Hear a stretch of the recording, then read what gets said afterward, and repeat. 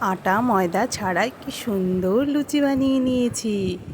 কি ভুল শুনছো? একদম ঠিক শুনেছো। আজকে আমি চিড়ে দিয়ে সুন্দর একটা লুচি বানিয়ে নিয়েছি, তার সাথে একটা চাটনি, সেটাই তোমাদের সাথে শেয়ার করলাম।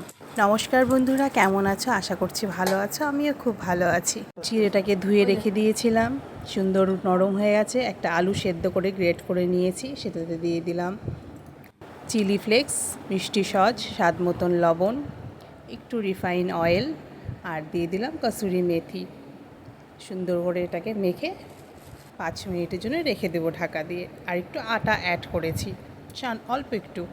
আর একটা চাটনি বানাবো, সেটার জন্য আমি তিল, বাদাম আর কাঁচা লঙ্কা, রসুনটাকে হালকা খোলা ভেজে পেস্ট করে নিয়েছি। এটা এখন আমি একটু সোমবার দেবো। যেহেতু আমার কাছে কারি পাতা ছিল না, তাই আমি কারি পাতাটা দিইনি। তোমাদের কাছে থাকলে কারি পাতাটা দিতে পারো। বেশ সুন্দর একটা চাটনি। তো আমার এই রেসিপিটা কার কার ভালো লাগলো অবশ্যই কমেন্ট করে জানাবে। আর একবার বানিয়ে খেয়ে দেখো, আমি বলছি বেশ ভালো লাগবে। একদম নতুনত্ব একটা খাবার। আটা আর ময়দার লুচি তো আমরা সবসময় খেয়েই থাকি।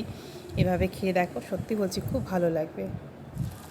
তো কেমন লাগলো রেসিপিটা অবশ্যই কমেন্ট করবে। চলো টাটা, শুভ সন্ধ্যা।